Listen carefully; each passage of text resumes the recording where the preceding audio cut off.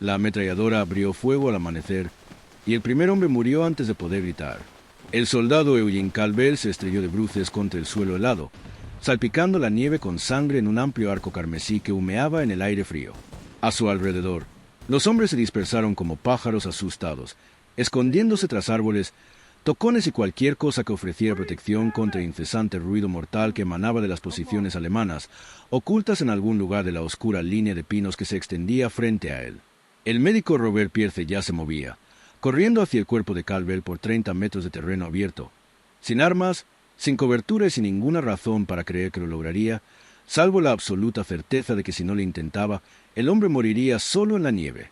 Las balas pasaron zumbando junto a su cabeza como avispas furiosas, levantando tierra congelada y corteza desmenuzada, y Pierce corrió más rápido. Era diciembre de 1944, en lo profundo del bosque de Urgen, a lo largo de la frontera germano-belga, donde el avance estadounidense hacia el Rin se había estancado y luego se había desmoronado contra una de las posiciones defensivas más brutales que la Wehrmacht había preparado jamás. El Urgen no era un bosque en el sentido más sencillo del término. Era una pesadilla de densos bosques de hoja perenne, barrancos escarpados repletos de maleza y senderos estrechos que canalizaban a las tropas que avanzaban hacia zonas de aniquilación cuidadosamente preparadas, donde las ametralladoras y la artillería alemanas podían destrozar compañías enteras en minutos. Los árboles crecían tan densos que la luz del sol apenas llegaba al suelo del bosque, y la copa de los árboles era tan alta que los proyectiles de artillería estadounidense detonaban en las ramas superiores, provocando ráfagas letales de metralla y esquirlas que caían sobre cualquiera que se encontrara debajo. Era un lugar donde la visibilidad se medía en yardas, donde el sonido de un disparo de rifle resonaba y se distorsionaba hasta tal punto que no se podía distinguir si venía de 3 metros o de 32, y donde la línea entre los vivos y los muertos era tan delgada y frágil como la escarcha que cubría cada superficie cada mañana.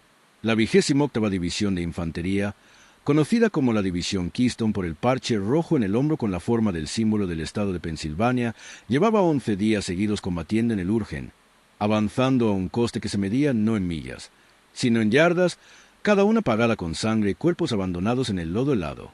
El batallón de Pierce había perdido más de 1/3 de sus efectivos solo en la primera semana, con bajas que aumentaban no solo por fuego enemigo, sino también por pie de trinchera, congelación, agotamiento y la clase de tensión psicológica que convertía a los soldados competentes en fantasmas de ojos hundidos que se estremecían al menor ruido. El clima era implacable. Las temperaturas diurnas rondaban el punto de congelación, convirtiendo el suelo en un lodazal resbaladizo y traicionero de lodo medio congelado, y por la noche la temperatura caía en picado hasta que las cantimploras se congelaban por completo y los hombres se apiñaban en trincheras poco profundas, temblando tan violentamente que apenas podían sostener sus fusiles. El reabastecimiento era esporádico, la evacuación médica era casi imposible a través de los estrechos senderos del bosque obstruidos por vehículos averiados y bombardeos, y cada noche se oía el ruido sordo y distante de la artillería alemana preparándose para la defensa del día siguiente. Robert Pierce tenía 26 años, un joven granjero del centro de Iowa que había crecido ordeñando vacas antes del amanecer y trabajando en el campo hasta el anochecer, el tipo de joven con las manos marcadas por el trabajo y cuyos hombros transmitían la serena fuerza de alguien acostumbrado al trabajo duro y sin glamour. Era alto y delgado, con un rostro que aparentaba más edad de la que tenía, curtido por el sol y el viento, y la responsabilidad de ser el mayor de 5 hijos en una familia que dependía de él para dar ejemplo. Su padre había sido médico en la Primera Guerra Mundial, sirviendo en el Mozargone, y Robert había crecido escuchando historias contadas a trocitos en las cenas dominicales. Historias de hombres gritando en el barro, de heridas que no se podían curar, de la terrible aritmética del triaje donde había que elegir quién vivía y a quién dejaba atrás. Su padre nunca lo glorificó, nunca lo hizo parecer heroico, pero lo consideraba un trabajo necesario, el tipo de trabajo que había que hacer porque alguien tenía que hacerlo, y Robert asimiló esa lección profundamente. Cuando llegó la guerra, Robert no esperó a ser reclutado. Se alistó en la primavera de 1943, y cuando el reclutador le preguntó qué quería ser, Robert respondió sin dudarlo que era médico. No le interesaba llevar un fusil, ni deseaba matar, pero entendía visceralmente que la guerra producía heridas y que las heridas requerían atención, y eso era algo que él sabía hacer. Su padre le había enseñado primeros auxilios básicos de adolescente, cómo detener una hemorragia, cómo entablillar una fractura, cómo reconocer un shock y tratarlo antes de que causara la muerte. El ejército construyó sobre esa base con 12 semanas de entrenamiento intensivo en Fort Sam Houston, Texas, donde Robert aprendió a trabajar bajo presión, a priorizar las lesiones, a actuar con rapidez y a pensar con mayor rapidez. Aprendió a vendar heridas con polvo de sulfamida, a aplicar torniquetes altos y apretados, a iniciar transfusiones de plasma en la parte trasera de un jeep en movimiento y a desenvolverse en el caos sin congelarse. Era bueno en eso, más que bueno. Sus instructores destacaron su calma bajo presión, su pulso firme, su capacidad para concentrarse por completo en la tarea que tenía por delante y olvidarse de todo lo demás. Para cuando partió rumbo a Europa en el otoño de 1944, Robert Pierce estaba tan preparado como cualquier médico para el trabajo que le aguardaba. Pero ningún entrenamiento, por grande que fuera, lo preparó para el bosque de Urgen. La división entró en el bosque a mediados de noviembre como parte de una ofensiva más amplia destinada a expulsar a las fuerzas alemanas de la orilla oeste del río Roer y abrir el camino hacia el Rin.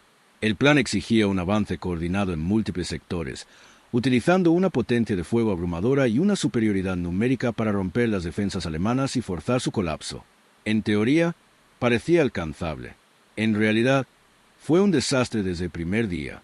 Los alemanes habían pasado meses fortificando el bosque, convirtiéndolo en una red defensiva estratificada de búnkeres, campos de minas, objetivos de artillería preavistas y campos de fuego entrelazados que cubrían cada acceso. Conocían el terreno a la perfección, sabían dónde tendrían que atacar los estadounidenses y esperaron con la paciencia de quienes comprenden que el bosque mismo es su mejor arma. Los árboles absorbían la artillería, las empinadas laderas agotaban a los atacantes y los estrechos senderos creaban cuellos de botella donde una sola ametralladora podía detener a un batallón entero durante horas. La primera experiencia de combate de Pierce en el Urgen llegó el 16 de noviembre, cuando su compañía intentó tomar una cresta defendida por un pelotón alemán reforzado, atrincherado en búnkeres reforzados con troncos, casi invisibles hasta que uno se acercaba lo suficiente como para recibir fuego. El ataque comenzó al amanecer, con fusileros estadounidenses avanzando en una línea de escaramuza irregular, deslizándose entre los árboles e intentando mantener la distancia a pesar de la maleza y el terreno irregular. Pierce se movió con ellos, manteniéndose cerca de la retaguardia de la formación, con su bolsa de socorro cruzada al pecho y su casco marcado con la cruz roja sobre un círculo blanco que, según las reglas de la guerra, debía protegerlo, pero que a menudo no hacía más que convertirlo en un objetivo más visible. Los alemanes abrieron fuego cuando los estadounidenses estaban a menos de 50 yardas, una repentina ráfaga de ametralladoras y fusiles que atravesó la formación y derribó a los hombres como trigo ante una guadaña. Pierce escuchó los gritos inmediatamente y avanzó hacia ellos, agachándose y zigzagueando entre los árboles, con su mente ya revisando la lista de verificación. Encontrar a los heridos, evaluar la gravedad, detener el sangrado, estabilizarlos, pasar al siguiente. El primer hombre al que llegó fue un soldado llamado Andrews, con 2 impactos en el abdomen. La sangre empapaba su uniforme y se extendía por el suelo helado. Andrews estaba consciente, pero se desvanecía. Respiraba rápida y superficialmente, y tenía los ojos abiertos por la conmoción y el miedo. Pierce le abrió la chaqueta, tapó las heridas con gasa y sulfamida en polvo, y le ajustó una venda compresiva lo más fuerte que pudo, trabajando con eficiencia mecánica mientras las balas silbaban entre las ramas. Pidió una camilla, pero no llegó. El fuego era demasiado intenso. Los equipos estaban inmovilizados o ya estaban lidiando con otras bajas.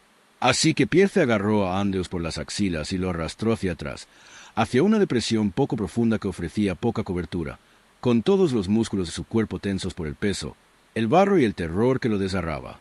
Hizo que Andrews se cubriera, revisó las vendas y pasó al siguiente hombre sin detenerse a pensar en lo que acababa de hacer ni en lo cerca que había estado de ser alcanzado. Al final de ese primer día, Pierce había atendido a 17 hombres, había rescatado a 8 de ellos bajo fuego enemigo y había visto morir a 4 a pesar de todo lo que hizo. Trabajó hasta que se le entumecieron las manos y su uniforme quedó empapado de sangre ajena, y cuando la compañía finalmente se retiró al anochecer, Pierce se desplomó en una trinchera y durmió 3 horas antes de que el bombardeo de artillería comenzara de nuevo y lo despertara bruscamente. Ese se convirtió en el ritmo de su vida en el Urgen. Breves y violentos estallidos de acción interrumpidos por largos periodos de fría y agotadora espera, mientras la línea entre ambos se difuminaba hasta que dejó de distinguirlos y simplemente pasaba de un momento a otro guiado por el instinto y el entrenamiento. Los días se confundieron. 17 de noviembre, otro ataque, otra cresta, más bajas. 19 de noviembre, un contraataque alemán al amanecer que arrasó 2 posiciones avanzadas y dejó a una docena de hombres aislados y rodeados hasta que una desesperada fuerza de relevo se abrió paso y los sacó, Pierce avanzando con ellos y atendiendo los heridos de ambos bandos a medida que los encontraba. 22 de noviembre, Día de Acción de Gracias. que pasó sin que nadie lo notara, salvo por una broma amarga compartida en susurros. Pavó con toda la guarnición, servido con una guarnición de barro helado y fuego de ametralladora. El bosque lo consumió todo. Consumió hombres, equipo y esperanza, desgastando la división por desgaste y agotamiento hasta que los reemplazos que llegaban cada semana eran más jóvenes y más verdes, y morían aún más rápido que los veteranos a los que reemplazaban. Pierce lo vio todo. Vio hombres con extremidades arrancadas por minas, con los muñones envueltos en torniquetes apresurados y el rostro pálido por la conmoción. Vio heridas en el pecho que burbujeaban y silbaban con cada respiración, heridas que requerían cirugía inmediata, que tardaría horas si llegaba. Vio heridas en la cabeza, quemaduras, heridas de metralla, heridas por estallidos de árboles que dejaban a los hombres destrozados de pies a cabeza, sin una sola vía de acceso limpia. Aprendió a tomar decisiones imposibles en segundos. Este hombre podía salvarse, ese hombre no. Seguir adelante, no detenerse y llorar porque el dolor era un lujo y siempre había otro hombre pidiendo ayuda a gritos en algún lugar cercano. Aprendió a superar un agotamiento tan profundo que le temblaban las manos y se le duplicaba la visión, a funcionar con adrenalina y fuerza de voluntad cuando su cuerpo no tenía nada que dar. Y aprendió, lenta y dolorosamente, que por mucho que trabajara o a cuantos hombres salvara, nunca era suficiente. El bosque siempre se llevaba más. Para la primera semana de diciembre, la división era una sombra de sí misma. Batallones enteros reducidos a compañías, compañías a pelotones, pelotones a escuadrones. Los reemplazos seguían llegando, jóvenes con los ojos abiertos, recién salidos del entrenamiento, que no sabían moverse en el bosque y que murieron aprendiendo. Los oficiales intentaron mantener la moral. Intentaron vender la idea de que el siguiente ataque sería la ruptura, que los alemanes estaban al borde del colapso, pero ya nadie lo creía. Los hombres cavaron sus trincheras más profundamente, limpiaron sus rifles obsesivamente y dejaron de hablar del futuro porque el futuro era un concepto que pertenecía a otro mundo, no a este infierno helado donde mañana no estaba garantizado y la próxima semana era una fantasía. Pierce seguía trabajando. Había dejado de pensar en la guerra en un sentido más amplio. Había dejado de intentar comprender la estrategia, los objetivos o las razones por las que morían por metros de bosque helado que no significaba nada para nadie, salvo para los hombres que se desangraban en él. Su mundo se había reducido a lo inmediato. La siguiente baja, la siguiente herida, el siguiente viaje a campo abierto bajo fuego para llegar a alguien que lo necesitaba. No se consideraba valiente. La valentía implicaba elección, implicaba una decisión consciente de actuar a pesar del miedo, y Pierce hacía tiempo que lo había superado. Simplemente hacía lo que debía hacer porque no había alternativa, porque los hombres dependían de él, porque detenerse significaba aceptar que los heridos morirían solos, y eso era inaceptable. En la mañana del 7 de diciembre, la compañía de Pierce recibió la orden de avanzar a través de una zona de bosque particularmente densa hacia un puesto fortificado alemán que había frenado el avance del batallón durante 3 días. Los informes de inteligencia sugerían que la posición estaba ligeramente defendida, posiblemente abandonada, aunque la inteligencia se había equivocado más de lo que acertaba en el Urgen. La compañía partió al amanecer, 2 pelotones en columna escalonada, con Pierce moviéndose cerca del centro, lo suficientemente cerca como para alcanzar rápidamente los elementos de vanguardia si se topaban con problemas. El bosque estaba en silencio, salvo por el crujido de botas sobre el suelo helado y el ocasional estallido de algún disparo lejano, y ese silencio se sentía extraño, ominoso, el tipo de quietud que precede a la violencia. Entraron en la emboscada a las 6:15. Los alemanes habían establecido campos de fuego entrelazados en un claro natural de unos 60 metros de ancho, con nidos de ametralladoras ocultos en la línea de árboles en 3 lados y posiciones de mortero preapuntadas, listas para lanzar proyectiles en la zona de aniquilación en cuanto los estadounidenses estuvieran completamente comprometidos. La primera ráfaga de fuego alcanzó al pelotón de cabeza en campo abierto, abatiendo al hombre punta y al líder del pelotón en el mismo instante terrible. El resto del pelotón se dispersó, los hombres buscando refugio inexistente, y los alemanes abrieron fuego con todo lo que tenían. Ametralladoras, fusiles, morteros. El claro se convirtió en una tormenta de acero y ruido, y los hombres cayeron gritando, agarrándose las heridas, pidiendo ayuda que no podía alcanzarlos. Pierce lo vio ocurrir desde 30 metros de distancia, vio a los elementos de vanguardia desintegrarse bajo el fuego enemigo, vio a los hombres arrastrándose por la nieve intentando alcanzar la línea de árboles mientras las balas destrozaban el suelo a su alrededor. Su entrenamiento le gritaba que se mantuviera agachado, que esperara a que el fuego disminuyera, que dejara que los fusileros neutralizaran las posiciones enemigas antes de exponerse. Pero el entrenamiento era una cosa, y ver a los hombres desangrarse al descubierto era otra. Pierce dejó caer su equipo, excepto su bolsa de ayuda, marcada con la cruz roja que se suponía significaba algo, y corrió hacia el claro. El mundo se comprimió en un estrecho túnel. La nieve, el humo, las balas trazadoras formando arcos, los gritos. Pierce alcanzó al primer hombre, un soldado llamado Sullivan, herido en la pierna, con el hueso destrozado y la sangre manando a rítmicos chorros. Pierce se arrodilló, aplicó un torniquete bien alto y apretado, lo giró hasta que dejó de sangrar y arrastró a Sullivan hacia el refugio más cercano, un tronco caído a 10 metros. Las balas pasaron silbando junto a su cabeza, tan cerca que sintió la oleada de presión. Pero no se detuvo. Llevó a Sullivan detrás del tronco, dio media vuelta y corrió de vuelta a claro. El segundo hombre estaba inconsciente, herido en el pecho, respirando con dificultad y entrecortadamente. Pierce lo giró de lado, tapó la herida y empezó a arrastrarlo. Le ardían los brazos. Sentía las piernas como plomo, y a lo lejos oyó voces que le gritaban que se agachara, que se detuviera, que se cubriera, pero las voces eran abstractas y carentes de sentido comparadas con la realidad inmediata y concreta del hombre que arrastraba por la nieve. Lo puso a cubierto, comprobó su respiración y regresó. Tercer hombre, cuarto hombre, quinto. Pierce perdió la cuenta. Avanzó con el piloto automático, con la mente reducida a un solo ciclo repetitivo. Encontrar a los heridos, estabilizar, arrastrar a cubierto, repetir. Los alemanes le disparaban ahora, centrando el fuego en la figura solitaria que avanzaba por el claro, y Pierce podía oír los impactos, podía ver la nieve levantarse a su alrededor. Pero no se detuvo.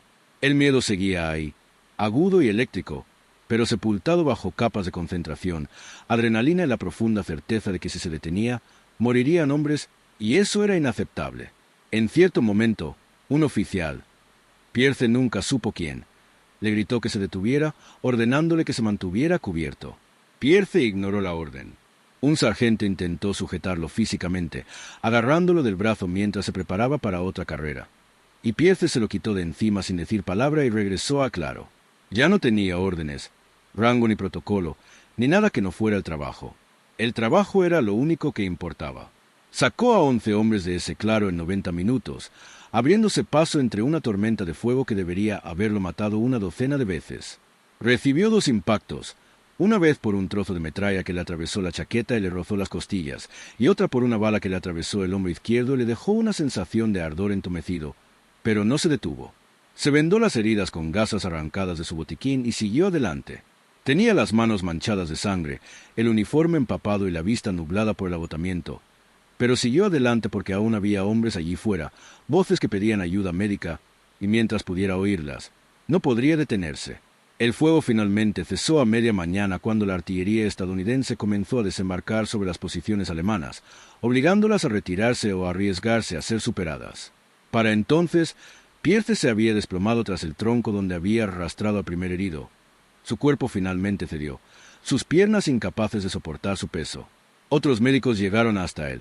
Intentaron revisarle las heridas, pero Pierce les hizo un gesto para que no se acercaran y señaló hacia el claro, hacia los hombres a los que aún no había llegado. Le dijeron que todo estaba hecho, que todos los heridos estaban contabilizados, y Pierce asintió y se dejó caer de espaldas en la nieve, mirando el cielo gris a través del dosel y sintiendo solo un profundo agotamiento. Fue evacuado a un puesto de socorro del batallón más tarde ese mismo día. Le limpiaron las heridas y le vendaron adecuadamente, y un médico le dijo que lo recomendaban para una rotación fuera de la línea, que ya había hecho suficiente y que necesitaba descansar. Pierce asintió y no dijo nada. Pasó 2 días en el puesto de socorro, durmiendo a intervalos breves e inquietos y comiendo mecánicamente, con la mente aún en el bosque, aún recorriendo el claro. Al tercer día, salió del puesto de socorro sin permiso y regresó a su compañía. El médico intentó detenerlo, citando órdenes y reglamentos, pero Pierce lo pasó por alto y siguió adelante. Su compañía seguía en el bosque, atrincherada en una línea defensiva tras el ataque fallido, a la espera del siguiente avance o del siguiente contraataque alemán, lo que ocurriera primero. Los hombres vieron regresar a Pierce y lo recibieron con discretos gestos de sentimiento y sonrisas cansadas, el tipo de reconocimiento que tenía más peso que cualquier medalla o condecoración. Pierce dejó su equipo en una trinchera, revisó su bolsa de ayuda y se dispuso a esperar. En menos de 1 hora, los morteros volvieron a caer y Pierce volvió al trabajo. La campaña del bosque de Urgen continuó durante 2 semanas más, agotando la división durante diciembre, hasta que finalmente fue retirada de la línea, demasiado destrozada para seguir luchando. Para cuando terminó, la 28ª División de Infantería había sufrido más de 6.000 bajas, pérdidas tan graves que la unidad tuvo que ser reconstruida por completo. El bosque había sido tomado, metro a metro, a un precio que atormentaría a los supervivientes el resto de sus vidas. Pierce estaba entre ellos, aunque nunca habló de ello en esos términos. No se consideraba un superviviente ni un héroe. Simplemente había hecho su trabajo, el mismo que miles de otros médicos hacían en 100 bosques, campos y playas de Europa y el Pacífico. El hecho de haberlo hecho bajo fuego enemigo, repetidamente, sin importarle su propia seguridad, no era algo que le preocupara. Era simplemente lo que había sido necesario. Pierce recibió la Cruz de Servicio Distinguido por sus acciones el 7 de diciembre, la segunda condecoración militar más alta al valor. Sin embargo, la ceremonia no tuvo lugar hasta meses después, en un tranquilo rincón de un hospital de campaña en Francia, donde Pierce se recuperaba de una neumonía contraída durante la lucha en Urgen. Un general al que nunca había conocido le prendió la medalla en el uniforme, le estrechó la mano y le dijo algo sobre el coraje y el deber, y Pierce asintió cortésmente y olvidó las palabras en cuanto las pronunció. La medalla fue a parar a su mochila y no la volvió a mirar durante años. La guerra terminó en mayo de 1945 y Pierce regresó a Iowa en verano. Bajó de un tren en Des Moines y se encontró con un mundo que parecía surrealista en su normalidad. Su familia lo recibió con lágrimas y alivio, y durante unas semanas, Pierce intentó volver a la rutina de la vida en el campo, madrugando para trabajar en el campo y cayendo en la cama exhausto cada noche. Pero el trabajo se sentía vacío, desconectado, y Pierce se encontraba despertando en mitad de la noche empapado en sudor, oyendo gritos inexistentes, viendo rostros que no podía salvar. No habló de ello.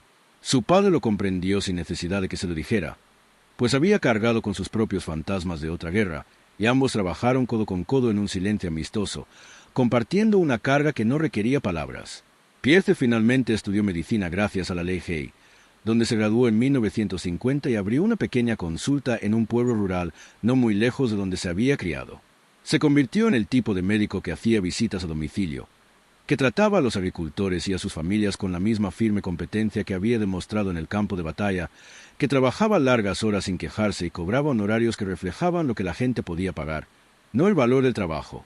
Se casó tarde, a los 34 años, con una enfermera llamada Ellen, que trabajaba en el hospital del condado y que comprendía, como Grace había comprendido con Harold Chen, que algunos silencios eran necesarios y algunas heridas nunca sanaban del todo.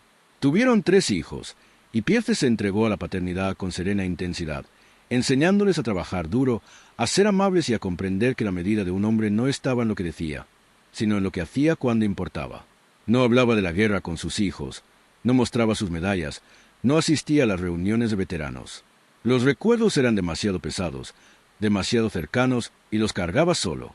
Pero de vez en cuando, tarde por la noche, cuando no podía conciliar el sueño, se sentaba a la mesa de la cocina con una taza de café y se permitía recordar. No el horror, ni la sangre, sino a los hombres. Sullivan, Andrews, el chico de Ohio cuyo nombre nunca supo, el sargento que intentó impedir que volviera corriendo al claro. Recordaba sus rostros, sus voces, la forma en que lo miraron cuando los alcanzó, la gratitud, el miedo y la esperanza desesperada en sus ojos. Y pensaba en los que no había podido salvar, los que habían muerto a pesar de todo lo que hizo, y él también cargaba con su peso porque alguien tenía que hacerlo. Pierce falleció en 1998 a los 80 años, tras un largo y silencioso declive. Fue enterrado en un pequeño cementerio a las afueras de la ciudad donde ejerció la medicina durante casi 50 años. Al funeral asistieron cientos de personas cuyas vidas había tocado. Pacientes, colegas, amigos, familiares. Los panegíricos hablaron de su bondad, su dedicación y su inquebrantable compromiso con la ayuda al prójimo, pero no mencionaron el bosque de Urgen porque la mayoría lo desconocía. Pierce nunca se lo había contado. No fue la modestia ni la vergüenza lo que lo mantuvo en silencio, sino la simple comprensión de que algunas cosas no se podían explicar a quienes no habían estado allí, y que intentarlo solo empañaba el recuerdo de los hombres que sí lo estuvieron. Pero entre los dolientes había un hombre de unos 70 años, encorvado y con el rostro canoso, que se quedó atrás de la multitud y no habló con nadie. Después del servicio, se acercó a la viuda de Pierce y se presentó discretamente como Thomas Sullivan, el primer hombre que Pierce había sacado del claro aquella mañana de diciembre de 1944. Había conservado el recuerdo de aquel día durante 54 años, Había construido una vida y una familia sobre la base de la segunda oportunidad que Pierce le había dado, y había venido a darle las gracias una última vez. Ellen escuchó, con lágrimas en los ojos, y cuando Sullivan terminó, le tomó la mano y dijo, «Te habría dicho que era solo su trabajo». Sullivan asintió y dijo, «Lo sé, pero fue más que eso. Lo fue todo». Al final, ese fue el legado de Robert Pierce, no la medalla ni el reconocimiento oficial, sino las vidas que salvó y su silenciosa e inquebrantable negativa a dejar de intentarlo, incluso cuando todas las voces racionales le gritaban que se mantuviera agachado, que se mantuviera a salvo, que dejara que otro corriera el riesgo. Había comprendido, de una forma indescriptible, que ser médico significaba correr hacia los heridos cuando todos los demás huían, que significaba elegir una y otra vez priorizar a los demás, y que significaba cargar con el peso de esas decisiones por el resto de su vida. No era un soldado en el sentido tradicional. No portaba armas, no mataba enemigos, no reclamaba territorio, pero aún así era un guerrero, librando una batalla diferente contra la muerte, la desesperación y la terrible aritmética de la guerra que decía que algunos hombres eran prescindibles. Y en esa lucha, durante 90 minutos en un claro helado del bosque de Urgen, Robert Pierce se negó a aceptar la aritmética. La reescribió, una vida a la vez, con solo coraje y sus propias manos. Suscríbete para más historias como esta. Desde donde las ves. Comenta abajo